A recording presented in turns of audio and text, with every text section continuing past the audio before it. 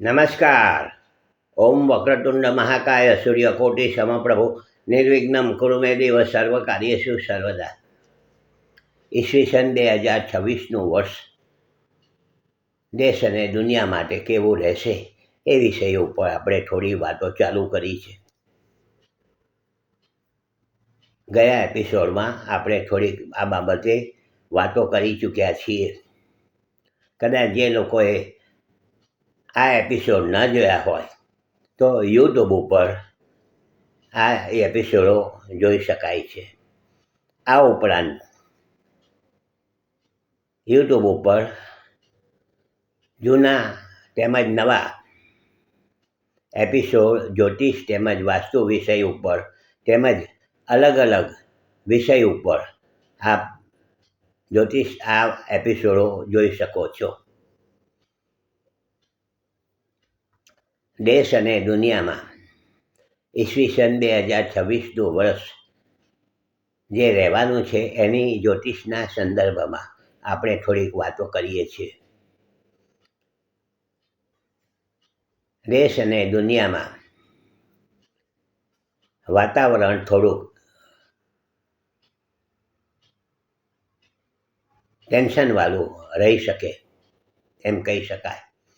ગોચર ગ્રહો જે 2026માં ચાલવાના છે એના આધારે એમ કહી શકાય કે 2026નું વર્ષ કંઈક ને કંઈક રીતે દેશ અને દુનિયામાં સંઘર્ષવાળું કંઈક હું પદનું મેળવવું છે. એકબીજાને ઉપર સત્તા હાંસલ કરવી છે અને એને લીધે એકબીજાના દેશોના માહોલ થોડાક ટેન્શનવાળા રહી શકે. સત્તા પક્ષ તરફથી જનતાની જે અપેક્ષા હોય, લોકોની જે અપેક્ષા હોય તે પ્રમાણમાં ફરીભૂત ઓછી થવાની સંભાવના કહી શકાય. તો ગોચર ગ્રહોને આધારે માર્ચ મહિનાની આસપાસ અને ઓગસ્ટ મહિનાની આસપાસમાં સમયમાં કંઈક પણ અશુભ બનાવો બનવાની સંભાવના કહી શકાય. ચાહે તો એ માનવ સર્જિત હોય કે કુદરતી હોનારત હોય, પરંતુ માર્ચ મહિનાની આસપાસ અને ઓગસ્ટ મહિનાની આસપાસમાં આ ગ્રહો કંઈક ને કંઈક રીતે થોડુંક નેગેટિવ પ્રભાવ દેશ અને દુનિયામાં કદાચ આપી શકે છે.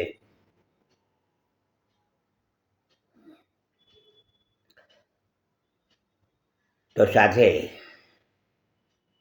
જે મેં કહ્યું કે એકબીજાના ઉપર વર્ચસ્વ હાંસલ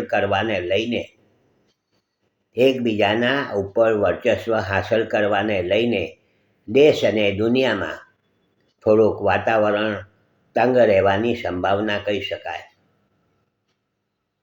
આપણા ભારતની વાત કરીએ કે આપણા દેશની વાત કરીએ તો આપણા દેશની અંદર જે અડોશ પડોશના દેશો સાથે જે સંબંધો છે એમાં કંઈક ને કંઈક રીતે થોડીક ટેન્શનો ઊભા થવાની સંભાવના કહી શકાય. પરંતુ મારે કહેવું જોઈએ કે આપણા દેશના માનનીય શ્રી નરેન્દ્રભાઈ મોદી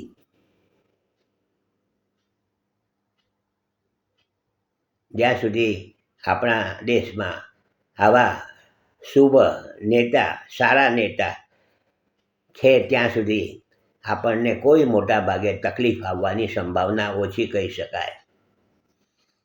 શ્રી નરેન્દ્રભાઈ મોદીના જે ગ્રહો છે તે કંઈક ને કંઈક રીતે એમના હાથથી આપણા દેશનું શુભ થવાનું છે એવું કંઈક સૂચન થાય છે.